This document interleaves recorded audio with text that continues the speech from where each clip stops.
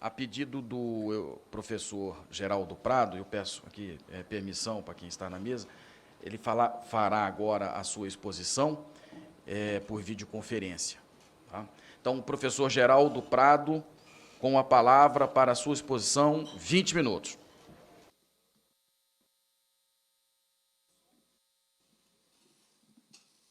Todas minhas palavras estão dirigidas ao deputado Fábio Tradi e ao deputado subtenente Gonzaga. Não sei se estão me escutando bem. Então,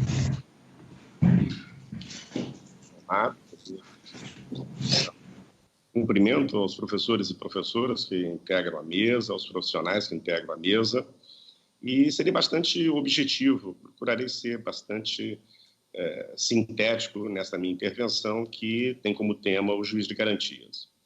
Desde o final dos anos 90, início dos anos 2000, eu tenho colaborado com frequência com o Centro de Estudos Jurídicos da América, sediado em Santiago do Chile, e que é, em alguma medida, uma espécie de braço de avaliação das reformas judiciais, não apenas de natureza do sistema de justiça criminal, mas de toda a ordem, na América como um todo, mas com foco na América Latina. Eu recebi naquela oportunidade um convite do professor argentino Alberto Binder e tenho procurado colaborar não apenas com as reformas, as transformações, as mudanças do sistema de justiça criminal em nosso país, como de um modo geral em toda a América Latina.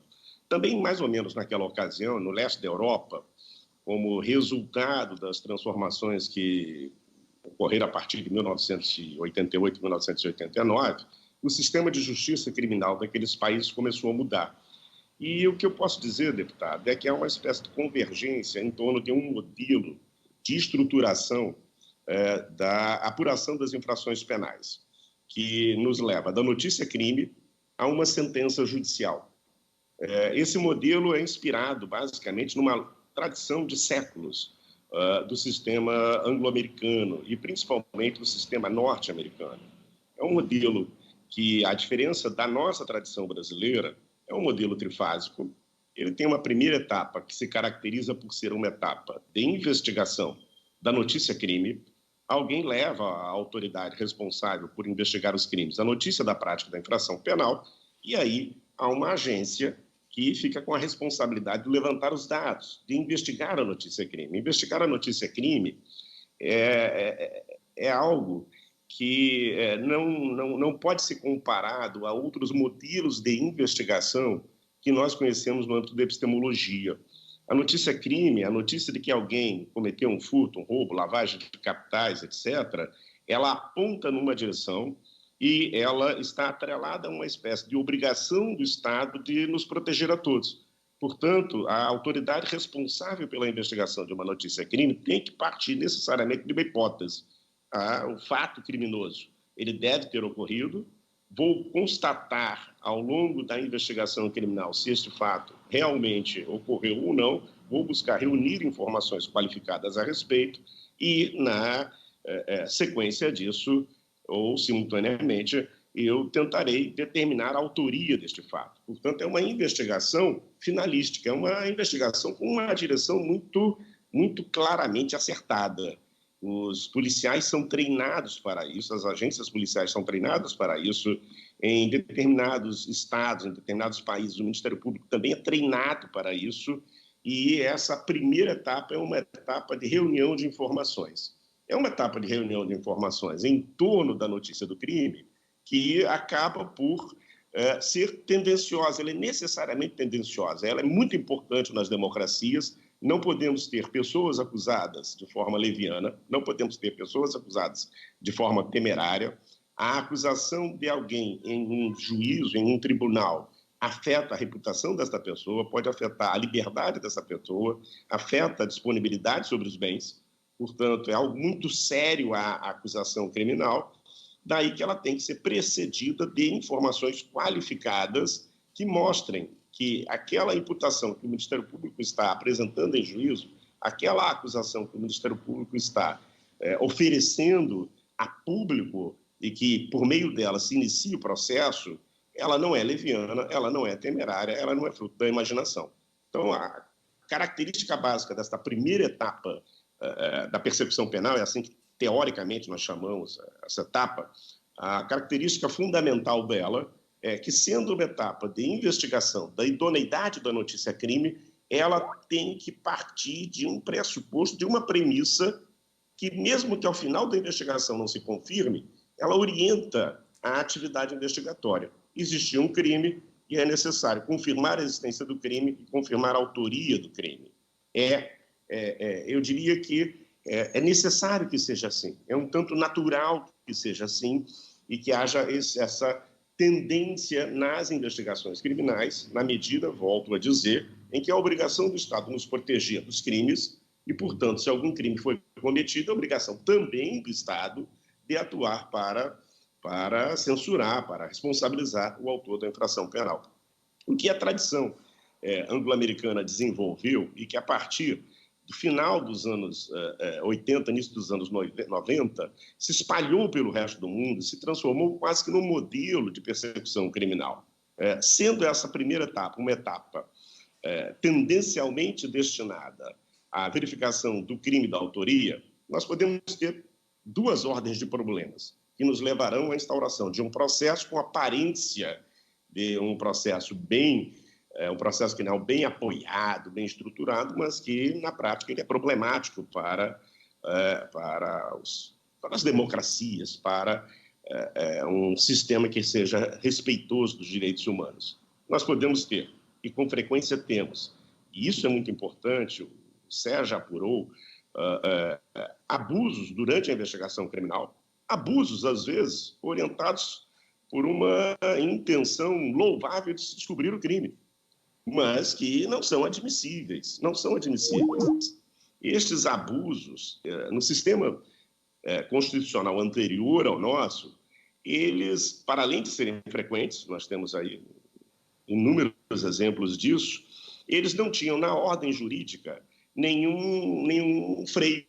E a Constituição de 1988 estabeleceu, com originalidade, relativamente às constituições anteriores, uma regra de proibição de prova. Nós temos o inciso 56 do artigo 5º da nossa Constituição, são inadmissíveis no processo as provas obtidas por meios ilícitos.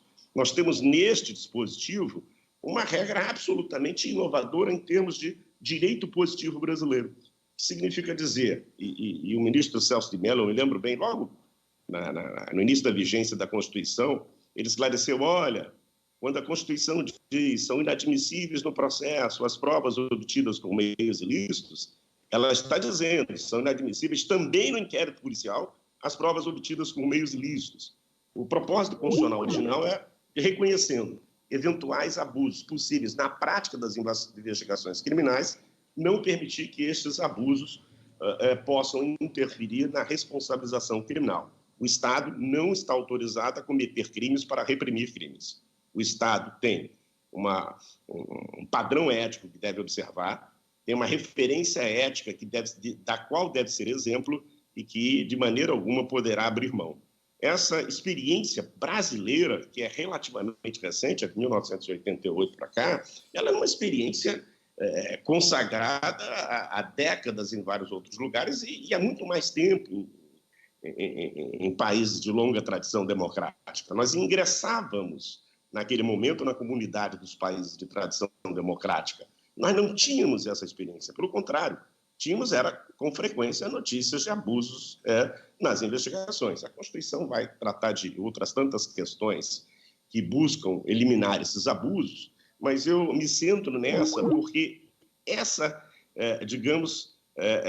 este é um tema, o tema da ilicitude da prova, que mobilizou nas décadas de 30 e 40 a justiça norte-americana, a partir dali, dos anos 50, 60, especialmente, a Suprema Corte norte-americana, e dos anos 50 e 60, dos anos 50 para os anos 60, a Corte Constitucional Federal Alemã, naquela época ainda era a República, a Alemanha Ocidental, mas uma Corte Constitucional que é uma referência para todos nós em termos de orientação jurídica.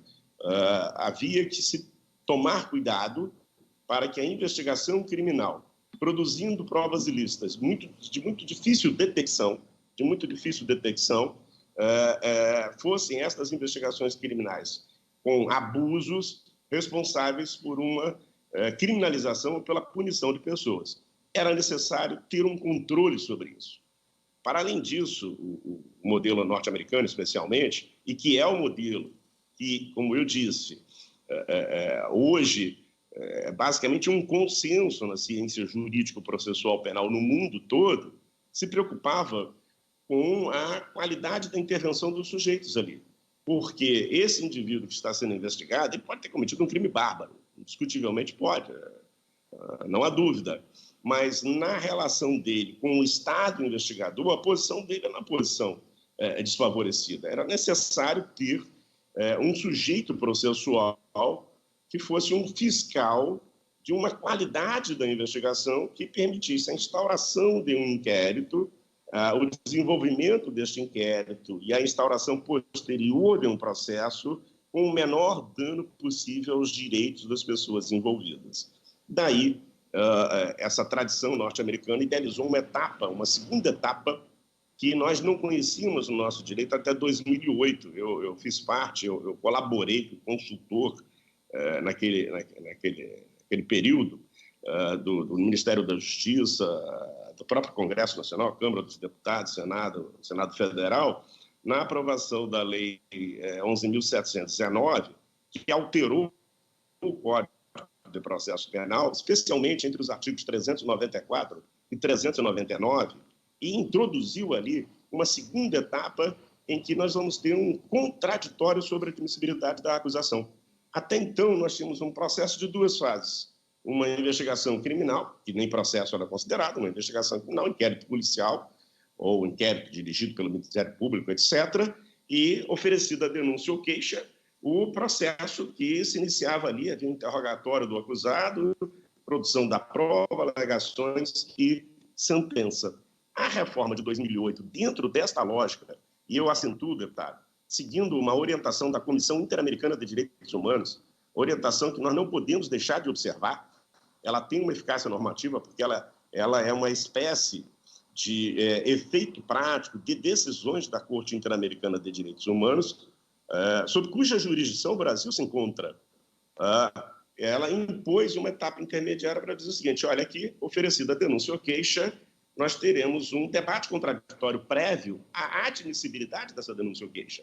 E nesse debate contraditório prévio, a defesa irá se pronunciar sobre aquilo que a polícia e o Ministério Público apuraram, sobre a legalidade ou ilegalidade daquilo que foi apurado, sobre a capacidade ou não daqueles elementos de instaurarem um procedimento. Essa introdução da chamada etapa de admissibilidade da acusação, ela também, por aí, e volto a dizer, não me parece razoável ignorar a experiência de 2, 3 dezenas de países que, em 20, 30 anos, aperfeiçoaram o seu sistema de justiça criminal, introduzindo essa etapa na esteira daquilo que os norte-americanos estavam fazendo há 300, 400 anos. 300, 400 anos, não tem muita novidade disso. Necessitava-se de um juiz ali desvinculado da acusação. O juiz brasileiro era vinculado à acusação? Deputado, o senhor disse que eu sou desembargador aposentado do Tribunal de Justiça. Eu fui promotor de justiça entre 1985 e 1988. Depois eu ingressei na magistratura, fiz uma longa carreira na magistratura do Rio de Janeiro, mas nesse período em que eu atuei como promotor de justiça, eu atuei em processos em que o acusador era o juiz que ia julgar o réu. O acusador era o juiz que ia julgar o réu. O antigo artigo 531 do Código de Processo Penal permitia que delegados de polícia e juízes acusassem uma pessoa, iniciassem um processo, e quando esse processo era iniciado pelo juiz, eu, que era do Ministério Público, ingressava nesse processo para aderir à acusação judicial com o juiz que havia acusado presidindo o próprio processo. Isso vem de uma tradição em que o delegado de polícia no século XIX tinha funções jurisdicionais. Então, nós temos um arco histórico em que as funções de investigação, acusação e julgamento estavam concentradas numa pessoa que, evidentemente, não poderia ser imparcial. A tradição norte-americana não admitia isso. Então, não, olha, se o indivíduo ele buscou informações sem contraditório antes para instaurar o processo, ele não tem condições de ser aquele que vai julgar de forma imparcial. Então, eu preciso de um juiz que esteja distanciado, efetivamente distanciado, de toda essa investigação, no sentido dos interesses da investigação. E, repito, estou vendo aqui o deputado Marcelo Freixo, que me honrou com o convite, cumprimento o deputado, repito, a orientação da investigação para o levantamento de dados é fundamental numa democracia. É fundamental numa democracia. A atuação da polícia é fundamental. Ela tem que ser orientada unilateralmente mesmo. O Ministério Público tem que atuar articulado com a polícia. Mas eu necessito de um juiz isento, um juiz afastado desses interesses, para que seja aquele indivíduo que vai dizer, olha, essas provas aqui não podem entrar no Ministério Público. Ou essas provas podem entrar e aí, lá na frente, no debate instrutório, com contraditório, etc., teremos efetivamente uma decisão, qualquer que seja essa decisão, ela estará legitimada. Eu ouvi o meu querido amigo Cláudio falando aí anteriormente, e Cláudio, eu posso dizer o seguinte, se há uma, me permita a informalidade, professor, mas se há uma regra que impõe o juiz de garantia no processo penal brasileiro, ela está na Constituição. Ela é originária da Constituição de 88. O inciso 53 do artigo 5º da Constituição, que estabelece que ninguém será processado nem sentenciado, senão pela autoridade competente, que é uma regra absolutamente original da Constituição de 88, não tem precedentes. Todo o nosso sistema de juiz natural, até então, tratava exclusivamente da proibição de juízes e tribunais de exceção, em seus 37, no mesmo artigo 5º. Essa regra original do inciso 53 do artigo 5º, ela veio para exigir imparcialidade. É ela, somada ao artigo 129, inciso 1 da Constituição, que permitiu que eu, no dia 6 de outubro de 88, como promotor de justiça, dissesse, olha, juiz, você não acusa mais. Delegado, você não acusa mais. Eu sou promotor, eu vou acusar. Juiz, você toma conta da minha acusação. Então, a imparcialidade, a competência como um critério de existência do processo impõe uma estrutura trifásica, em que haja um juiz que, tomando conta dessa fase inicial, sendo um fiscal da legalidade dessa fase inicial, ele permita que o processo se instaure. Ele, ao fazer isso, e aí eu caminho para o fim, deputado, ele, ao tomar conta desses elementos todos, ao avaliar esses elementos, verificar a fiabilidade probatória, a legalidade da atividade da polícia, eventualmente a legalidade da atividade da defesa também, que atuou no inquérito, ele vai ter uma primeira visão dos fatos, que forma aquilo que, em teoria, nós chamamos viés.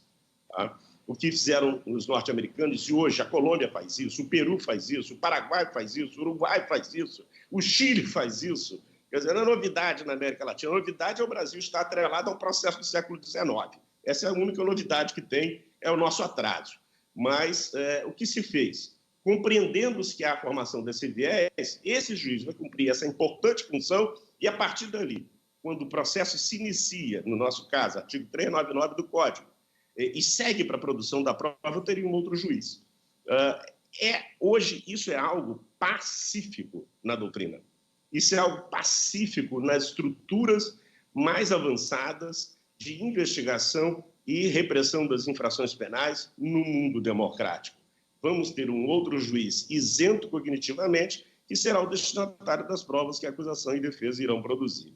Portanto, eu encerro aqui a minha apresentação inicial dizendo esse procedimento trifásico já tem uma certa estrutura e o que nós precisamos é regulá-lo, e regulá-lo por meio da definição clara das atribuições, das competências do juiz de garantias. Muito obrigado, deputado. Muito obrigado a todos. Muito obrigado, professor Geraldo Prado, pela contribuição. Eu cumprimento.